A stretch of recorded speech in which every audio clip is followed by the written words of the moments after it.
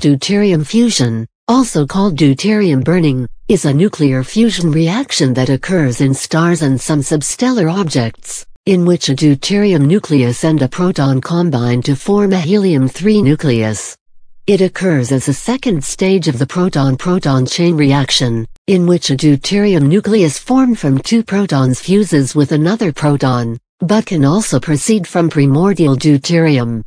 Deuterium is the most easily fused nucleus available to accreting protostars, and such fusion in the center of protostars can proceed when temperatures exceed 106 K. The reaction rate is so sensitive to temperature that the temperature does not rise very much above this.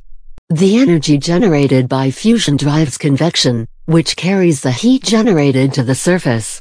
If there was no deuterium fusion, there would be no stars with masses more than about 2 or 3 times the mass of the Sun in the pre-main sequence phase, as the more intense hydrogen fusion would occur and prevent the object from accreting matter. Deuterium fusion allows further accretion of mass by acting as a thermostat that temporarily stops the central temperature from rising above about 1 million degrees, a temperature not hot enough for hydrogen fusion, but allowing time for the accumulation of more mass. When the energy transport mechanism switches from convective to radiative, energy transport slows, allowing the temperature to rise and hydrogen fusion take over in a stable and sustained way. Hydrogen fusion will begin at 107 K. The rate of energy generation is proportional to deuterium concentration times density times temperature closing parenthesis 1.8. If the core is in a stable state, the energy generation will be constant.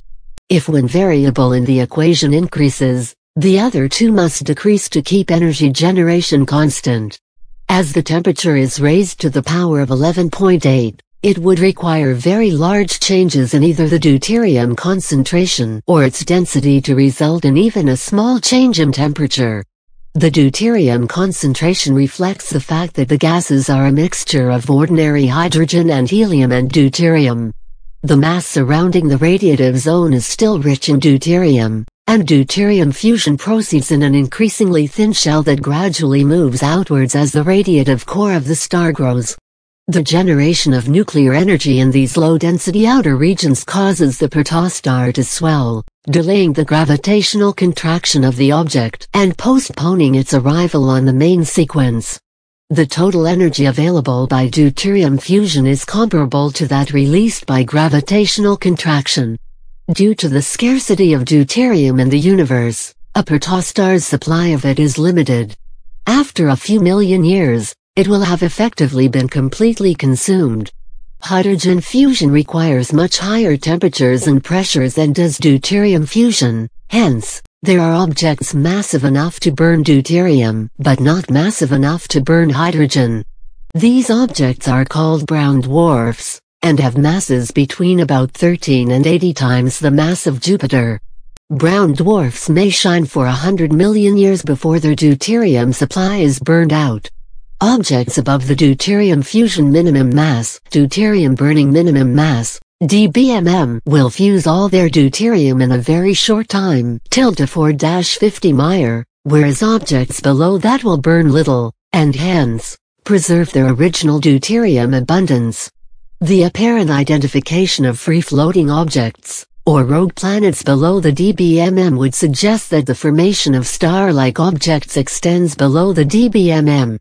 It has been shown that deuterium fusion should also be possible in objects that form from circumstellar disks by the core accretion paradigm, commonly called planets. The mass threshold for the onset of deuterium fusion atop the solid cores is also at roughly 13 Jupiter masses. Though fusion with a proton is the dominant method of consuming deuterium, other reactions are possible. These include fusion with another deuterium nucleus to form helium-3, tritium, or, more rarely, helium-4, or with helium to form various isotopes of lithium,